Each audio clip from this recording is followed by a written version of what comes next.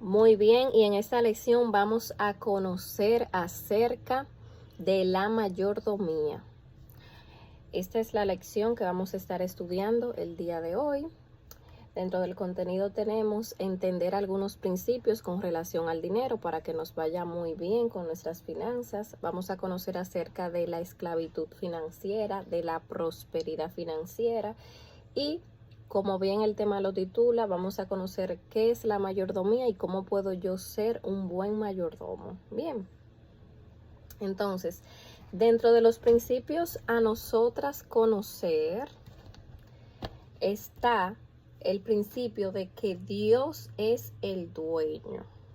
Este es un principio bíblico, Dios es el dueño.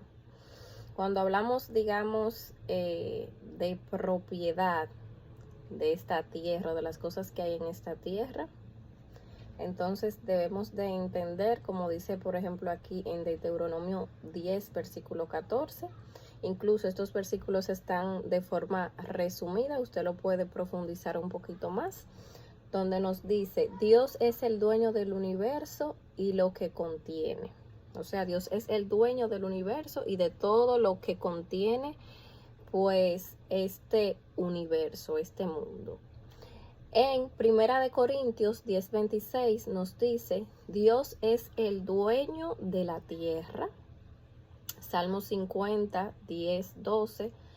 Los animales del bosque y las aves le pertenecen a Dios. Y hay, digamos, un versículo clave que nos dice, que es Ageo 2:8, donde nos dice: Dios es el dueño de la plata y del oro. Si ustedes se fijan, estos principios, estos versículos nos enseñan que Dios es el dueño de absolutamente todo.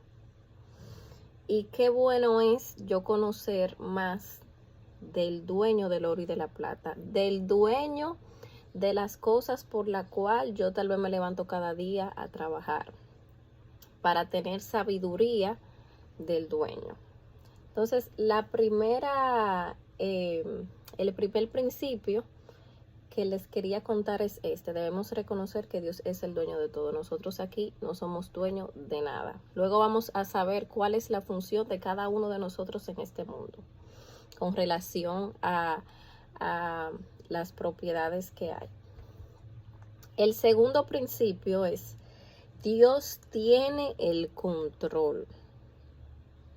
Y se van a dar cuenta, ¿verdad?, por qué estoy hablando de esta parte también, de que Dios tiene el control. Nos dice este principio en algunos versículos, ¿verdad? En Primera de Crónicas 29, del 11 al 12, podemos leer aquí de forma resumida: Dios domina y controla todo. Proverbios capítulo 21, versículo 1 nos dice: Dios controla los corazones de los reyes y gobernantes. Isaías 40, 21 al 24 nos habla de que Dios controla las acciones de la tierra. Y también tenemos Hechos 17, 26, donde nos dice: Dios ha fijado los límites de todo.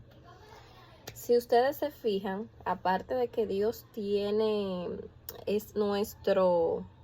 el dueño de todo, también Dios es quien controla todo. Es bueno reconocer este principio y saber que no tenemos, a pesar de que tengamos gobernantes en este país o en el país donde tú te encuentres, todo va a estar en el control de Dios. Las cosas, digamos, que puedan pasar, tal vez Él deja que permitan algunas cosas, pero es bueno que tú sepas que Dios tiene el control. Que a ti te den un trabajo o no y demás, pues que tú estés consciente de que Dios tiene el control hasta de eso. Bien, entonces también nos dice aquí que Dios es nuestro proveedor. O sea, que no solamente Él es el dueño, Él tiene el control de todo, sino que Él nos provee. Dios es nuestro proveedor, es el tercer principio de esta lección. Podemos ver en Salmos 9:10, donde nos dice: Dios provee a los que le temen. Y en Filipenses 4:19, Dios es nuestro proveedor. De forma que aunque yo tenga un empleo o yo tenga una pareja y yo tenga recursos a través de mi pareja o a través de que me lo regaló alguien y demás, no es simplemente porque esa gente me regaló eso y ya, o ese trabajo me proveyó ese dinero y punto y ya y listo, no. Es porque Dios a través de el empleo y de esas personas me provee. Dios es nuestro proveedor, quien trae provisión a la vida de cada una de nosotras. Entonces aquí diríamos, ok, pero si Dios es el dueño, el que tiene el control, el que es el proveedor, ¿qué función tenemos nosotros? Y la verdad es que nosotras tenemos una función, y es que somos administradores. Los seres humanos en este mundo somos administradores, y este es el cuarto principio. Y aquí dice, Dios le dio autoridad al hombre para señorear, regentear o administrar su creación. ¿Dónde podemos ir avalando esto? En la Biblia. Génesis 1:26 nos dice que en la creación Dios dio al hombre el señorío de su creación. Salmos 8:4-6 nos dice, Dios coronó al hombre como Señor de la creación. O sea, nosotros podemos optar y disfrutar de las cosas, digamos, que Dios nos provee, pero no es porque seamos los dueños, porque nosotros mismos nos proveyamos, porque nosotras mismas, ese dinero yo me lo gané, sino porque Dios en su misericordia nos coronó, nos ha permitido que todo lo que hay en este mundo nosotras podamos administrarlo, porque nosotros somos los administradores de lo que Dios creó en este mundo, porque Él así lo ha permitido. Bien, entonces esos eran los 4 principios que quería que tengamos bien definido en nuestra mente. Bien, ahora vamos a conocer acerca de la esclavitud financiera. La esclavitud financiera se da cuando las cosas materiales toman el lugar, o sea, la prioridad que le corresponde a Dios, yo se la estoy colocando a cosas materiales. Si yo, por ejemplo, me quiero enfocar solamente, por poner un ejemplo, en trabajar, es como que a mí se me olvida. Por más que yo trabaje, Dios es el que me provee. Dios es el proveedor. No es que no voy a trabajar, pero el trabajo no puede ocupar mi vida completa, sino que yo debo de tener un espacio para el Señor. Yo no puedo quitarle su espacio, digamos, a Dios para poner en primer lugar al trabajo, que de por sí el trabajo es el que me lo provee.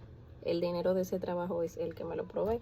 Entonces, algunos de los síntomas de la esclavitud es ese que le comuniqué. Y para ir más al punto, diríamos, uno de los síntomas de esclavitud es que, por ejemplo, estemos preocupados 24 horas del día. Una preocupación constante 24 horas, digamos, por el tema de dinero y demás. Es como que se nos olvida de que tenemos un proveedor, de que yo lo que tengo es que acercarme a él y de hacer obviamente mi parte que me corresponde. O sea, porque tú estar preocupada las 24 horas del día te quita a ti, digamos, esa capacidad de tú sacar hasta un espacio para tú acercarte al Señor, que es el proveedor de todo y que es, digamos, tu solución. Entonces, un síntoma de esclavitud financiera es estar las 24 horas constante preocupado. No es que uno no se va a preocupar en alguna situación, pero que te tome el día completo, ya eso puede ser una alerta de esclavitud financiera. El mal humor, por ejemplo, una persona que está siempre de mal humor, enojado por temas, digamos, del dinero, puede formar parte de esto también de la esclavitud. la avaricia, el tú querer siempre poseer más y más y más. No es que tú no aspires, etcétera, pero debes de tener cuenta cuál es la finalidad, cuál es, por ejemplo, si estás cayendo en el tema de la avaricia, porque eso no es bueno. Quieres poseer mucho dinero, acumularlo incluso sin un propósito alguno. Entonces, estos pueden ser síntomas de la esclavitud. Ahora vamos a conocer acerca de la prosperidad financiera. Normalmente cuando hablamos de prosperidad, claro está que yo le agregué la parte financiera, pero normalmente cuando hablamos de prosperidad nos basamos en el tema dinero. Cuando hablamos de prosperidad, lo que pensamos es un estilo de vida bien, muchos lujos, etcétera. Pero aquí yo quiero que le demos un enfoque bíblico. No es que en lo bíblico también no abarque el que estemos bien, pero vamos a leer aquí. En tercera de Juan 1:2 nos dice: amado, yo deseo que seas prosperado en todas las cosas y que tengas salud, así como prospera tu alma. Si ustedes se fijan en la Biblia, la prosperidad se presenta como una bendición.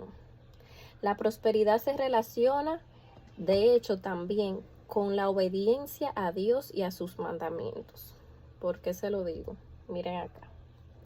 En Salmo 67, 1, 2 nos dice: Dios tenga misericordia de nosotros y nos bendiga. Si usted se fija o se pone a pensar, una persona sin la misericordia de Dios es una persona, digamos, no bendecida y una persona que no puede ser próspera. Usted puede, tal vez, o mucha gente por ahí pueden tener mucho dinero y demás, pero tal vez no tienen esto que dice aquí. No prosperan en todas las cosas en general, porque la prosperidad, más que en el tema económico, es algo integral. Seguimos. Aquí dice: haga resplandecer su rostro sobre nosotros, para que sea conocido en la tierra tu camino, en todas las naciones en todas las naciones tu salvación. Algo muy importante es que nosotras no estamos aquí en este mundo simplemente, como le puse el ejemplo ahorita, para poseer riquezas y sin un propósito final. Si ustedes se fijan en este versículo, el hecho de nosotras poder gozar de esa administración, de esos recursos que Dios ha puesto en nuestras manos, no es solamente para el beneficio de nosotras, sino es para que se cumpla un propósito claro al cual hemos sido llamadas, que es para que sea conocido en la tierra el camino de Dios, para que sea conocido la salvación que Dios tiene para cada uno de nosotros. Entonces, ya vimos, ¿verdad?, que la prosperidad, el Señor no simplemente quiere que tú tengas dinero, sino que Él quiere que tú seas prosperado en todas las cosas, que tú tengas salud. Una persona que tiene salud y que tal vez no tiene dinero se puede sentir más próspera que una persona que tenga mucho dinero y que esté enfermo. O sea, si tú no tienes salud, es como que el dinero no va a ser suficiente. Entonces, la prosperidad del Señor es integral. Por ejemplo, aquí vamos a conocer un poquito de qué es la mayordomía. La mayordomía es la palabra utilizada en la Biblia que se utiliza para definir lo concerniente a la administración. La mayordomía es un concepto amplio que abarca la responsabilidad de administrar y cuidar algo, generalmente referido a recursos o propiedades que no son propios. ¿Qué quiere decir esto? De la mayordomía, yo administro algo que no es mío. En este caso, lo que acabamos de ver, Dios ha puesto en nosotros recursos para que lo administremos, pero realmente eso no es de nosotros. Entonces, a eso se refiere la mayordomía. Es la palabra utilizada para referirse al tema de la administración de algo que no es tuyo. Pero ahora vamos a conocer qué es un mayordomo. Ya cuando hablamos de la parte de la mayordomía, del mayordomo, ¿Qué quiere decir esto?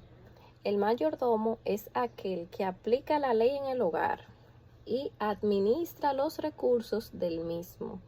No solo se refiere al dinero, sino a una administración integral.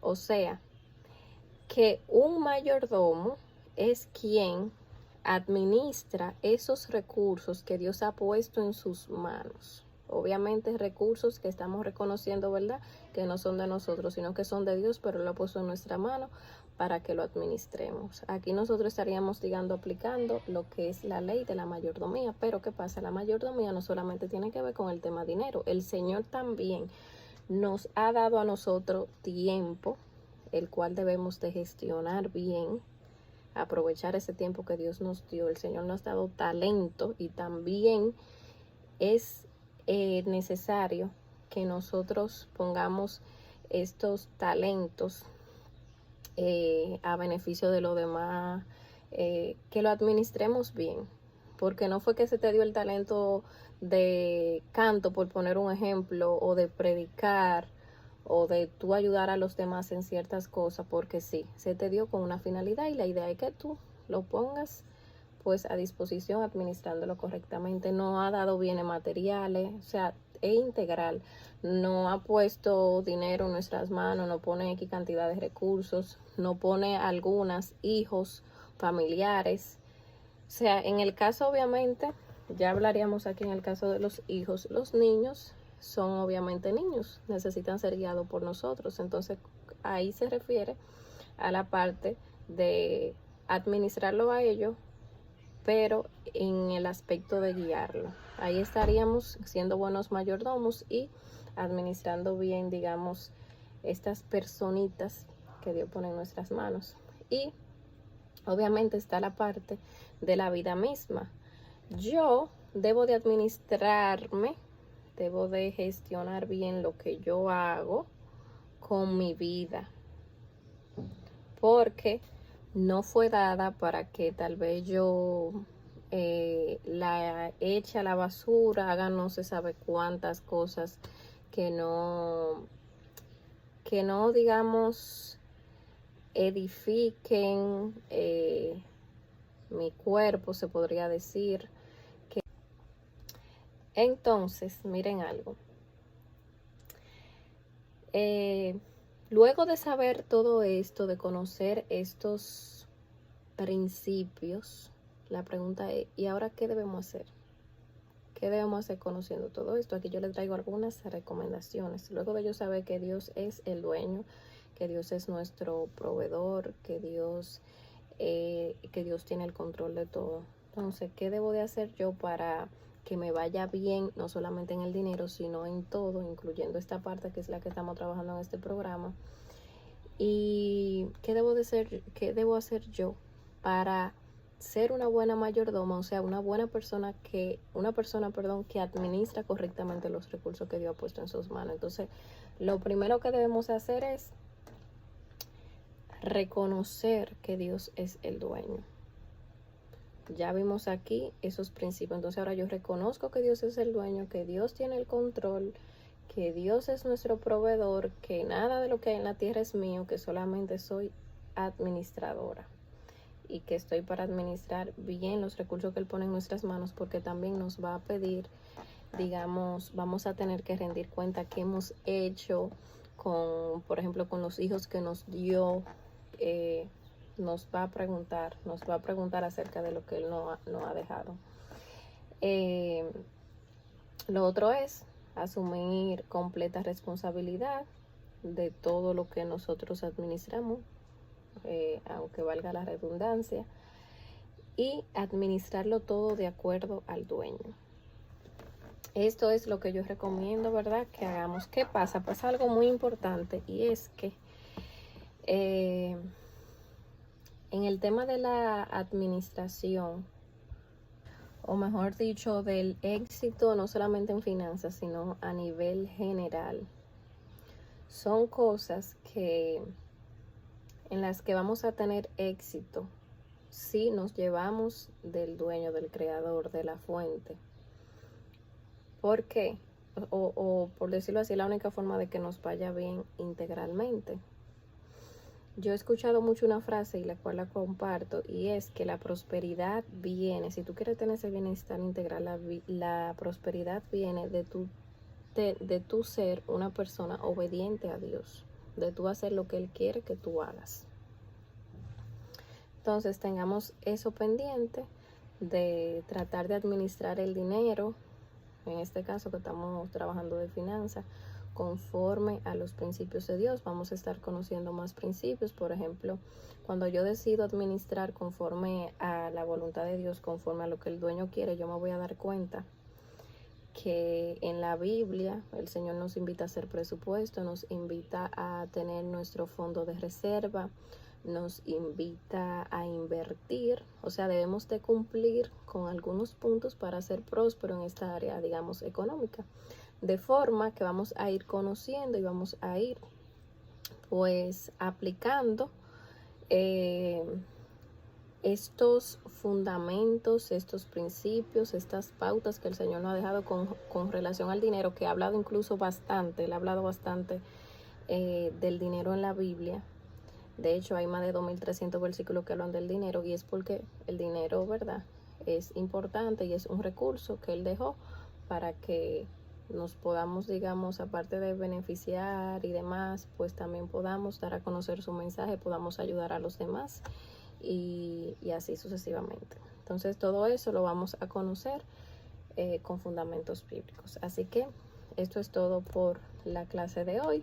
Cualquier pregunta que tengan, recuerden hacerme sus preguntas, ya sea por el grupo donde estamos todas o por el grupo personal que tenemos cada una, o en su defecto puede ser también en la reunión grupal donde vamos a estar todas.